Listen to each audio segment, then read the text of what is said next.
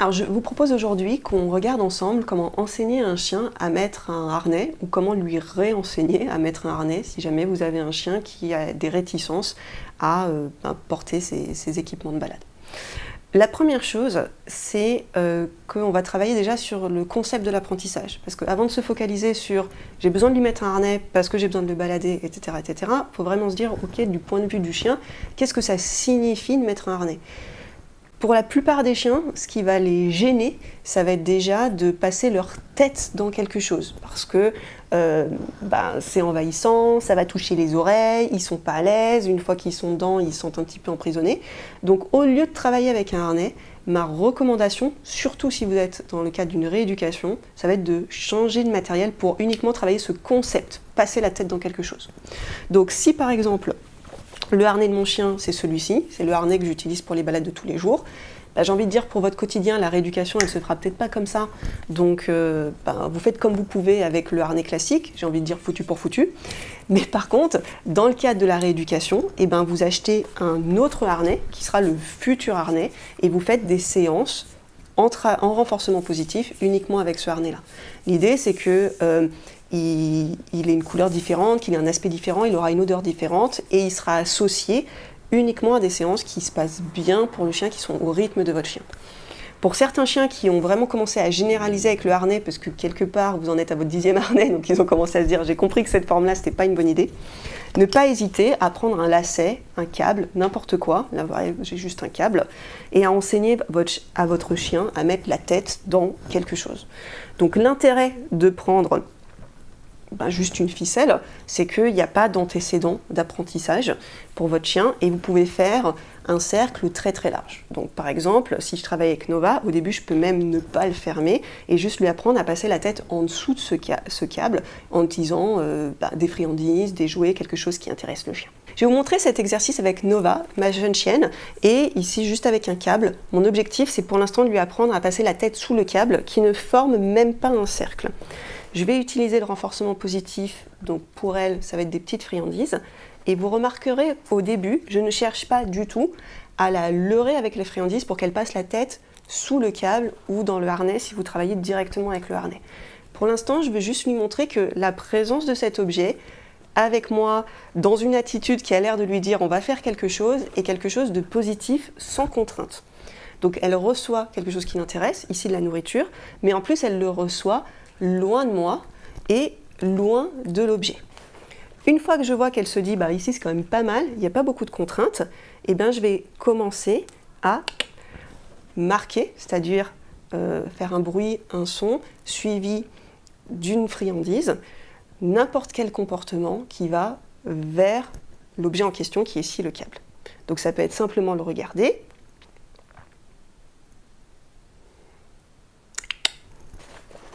et elle peut recevoir sa friandise un petit peu plus loin. Pour l'instant, je garde l'objet très près de moi, je ne veux pas rentrer dans son espace, je ne veux pas l'envahir. Oh, super cette bébé, ça c'est bien. Et au fur et à mesure, je peux l'avancer un tout petit peu plus vers elle, de sorte que je puisse capturer un mouvement vers l'objet. Vous voyez que je fais un truc très large.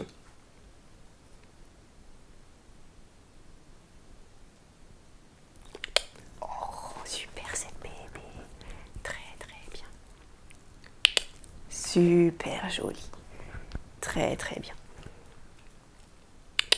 Si je la sens confortable, au fur et à mesure, je vais commencer à la renforcer sur place, donc plus chercher à ce qu'elle s'éloigne. Et la petite subtilité, c'est que je prends l'habitude de passer ma main à l'intérieur de l'objet.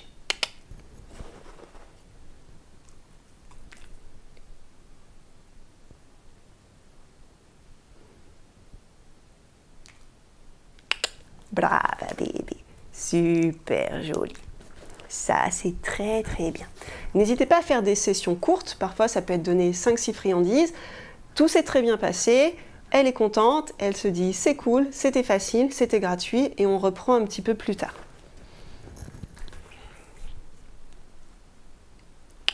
Super cette bébé.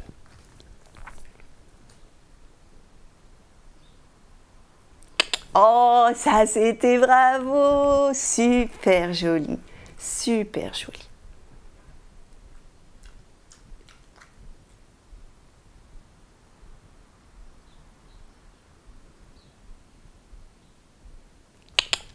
Oh, ça, c'est une belle fille. En termes de communication, vous voyez que je ne m'empêche pas de lui parler. C'est pas parce qu'on travaille au clicker et qu'on fait une forme de shaping que je ne parle pas. Mais par contre, je vais en sorte de lui parler que après avoir marqué et en même temps de donner une friandise.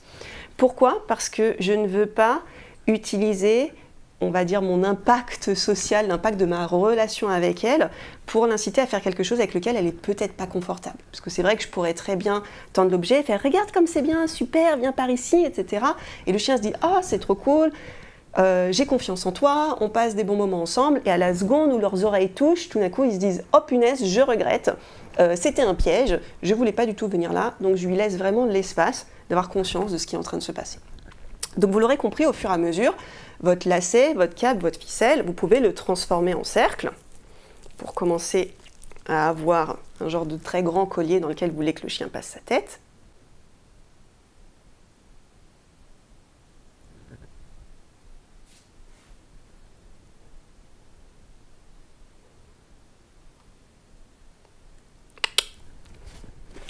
Super bébé. Oh, ça c'est très très bien, super. Vous voyez le moindre micro-mouvement, là ça fait vraiment juste l'extension du coup. C'est quelque chose que je vais valoriser.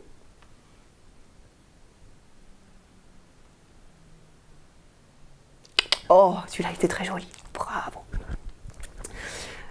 Donc là, c'est un des exemples d'outils pour déjà travailler le fait de vouloir aller insérer sa tête à l'intérieur de quelque chose. On a parlé tout à l'heure du fait que les chiens pouvaient être un petit peu sensibles au niveau des oreilles et pas avoir envie qu'il y ait des choses qui touchent leurs oreilles.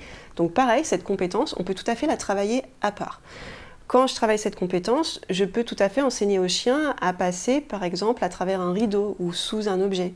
Donc je peux installer peut-être une barre, vous faites aider par quelqu'un de votre famille, vous tenez un balai et puis on enseigne au chien à juste passer en dessous, à aller baisser sa tête, baisser ses oreilles.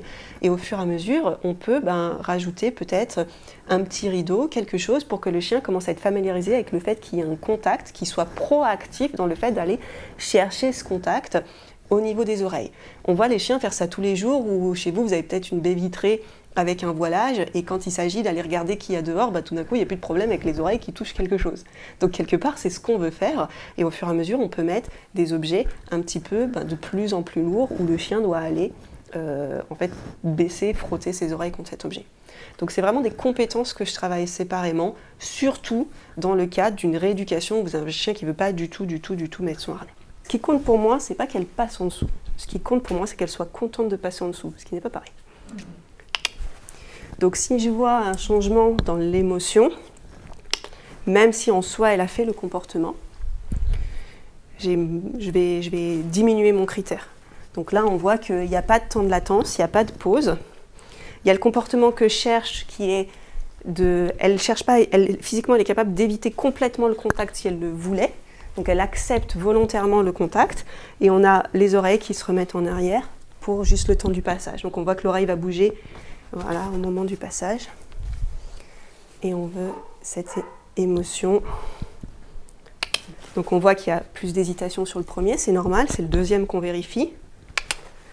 Elle cherche un tout petit peu à passer sur le côté, mais on n'a pas eu d'augmentation de latence. Donc là on est bon.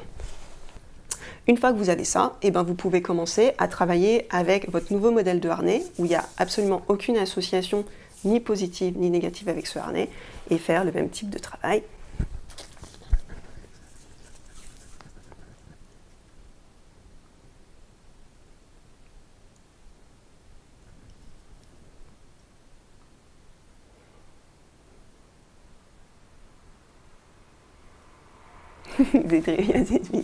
C'est pas grave. Et donc, une partie que j'aime bien montrer aussi, c'est que quand les choses ne marchent pas comme vous voulez, c'est pas grave du tout.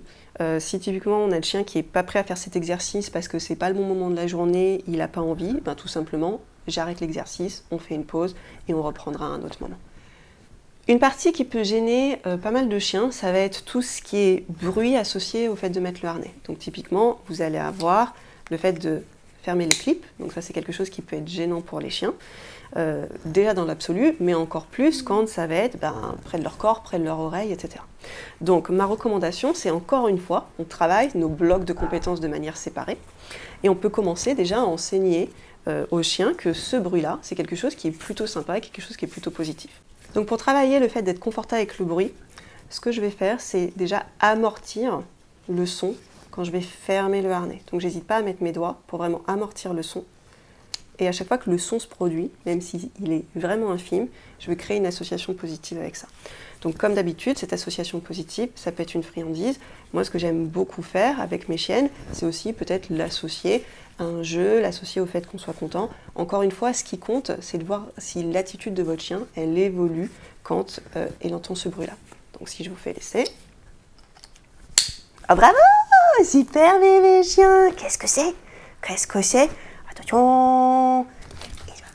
Donc si je suis amenée à lancer quelque chose, donner des friandises, comme d'habitude, je vais toujours éloigner la source du bruit pour montrer qu'il y a quelque part une double récompense. Un, quand il y a eu le bruit, il ne s'est rien passé, mais en plus, tu peux t'éloigner de ce bruit-là. Donc si on recommence, t'es prête? Oh bravo! Super bébé! Qu'est-ce que c'est? Ça, c'est une jolie fille. Ça, c'est bravo. Très, très bien. Et bravo! Super bébé chien. Donc, si je vois que le chien réagit bien à ce bruit-là, eh ben, on va pouvoir commencer à travailler en mettant le harnais. Bébé, tu veux mettre ton harnais? Super joli. Et je n'hésite pas à renforcer chaque étape. Donc, au début, elle a mis sa tête. C'est très bien. On peut même faire le petit essai. Est-ce que tu veux bien remettre?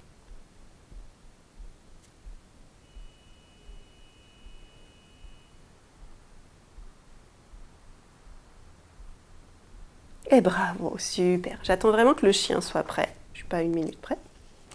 Et ensuite, chacune des étapes va être renforcée. Donc ça peut être déjà juste le contact. Oh, super bébé. Très, très bien. Oh, ça, c'était la plus belle fille. Ça, c'était la plus belle des filles. Super. Oh, bravo, cette jolie. Très, très bien. Très, très bien. Et on peut l'enlever. On l'enlève. Super! Bravo bébé! Bravo jolie!